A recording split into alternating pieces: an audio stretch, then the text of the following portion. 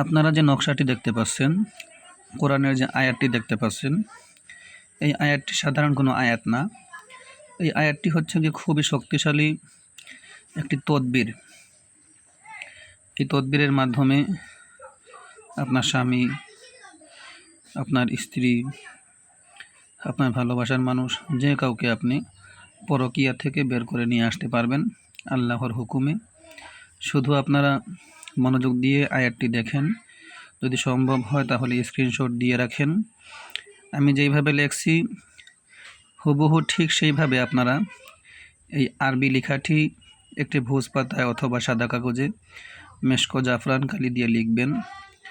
লেখা শেষ, নিচে আপনি আপনার কাঙ্ক্ষিত ব্যক্তি যে পরকীয়া করে, আপনার স্বামী হোক, আপনার স্ত্রী হোক, যার সাথে পরকীয়া করে তার নাম সহ আপনি নিচে লিখবেন। আয়াতটির নিচে এভাবে লিখবেন যে আপনার স্বামীর নাম ধরেন কাউসার আহমেদ, তো যার সাথে পরকীয়া করে তার নাম হচ্ছে গিয়ে নীলা বেগম।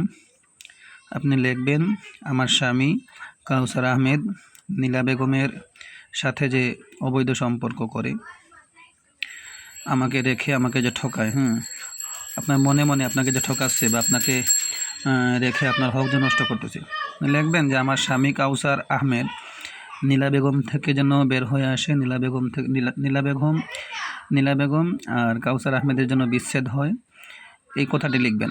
আমার স্বামী কাউসার আহমেদ এবং নীলা বেগমের জন্য বিচ্ছেদ হয়, এই কথাটি লিখে আপনি এই তাবিজটি সুন্দর করে ভাঁজ করে একটা ঠুলের ভিতরে, তাবিজের ভিতরে ভরবেন। ভরে ভালো করে মোম দিয়ে আটকিয়ে এটি আপনার স্বামী অথবা স্ত্রী যেই ঘরে থাকে সেই ঘরে অন্ধকার কোনো জায়গায় লুকিয়ে রেখে দিবেন। আশা করি আল্লাহর রহমতে কয়েকদিনের ভিতরে আপনার কাঙ্ক্ষিত ব্যক্তি ওই যার সাথে পরকীয়া করে তার সাথে সম্পূর্ণ বিচ্ছেদ হয়ে যাবে এবং তার থেকে বেরিয়ে আসবে। এই ছিল আজকের ভিডিও, আশা করি আপনারা বুঝতে পেরেছেন। এরকম যদি আরও প্রয়োজনীয় সহজ কোনো আমল ও তদবিরের ভিডিও পেতে চান তাহলে আমার চ্যানেলটি এখনই সাবস্ক্রাইব করে দিয়ে পাশে থাকা বেল আইকনটি বাজিয়ে দিবেন। ধন্যবাদ।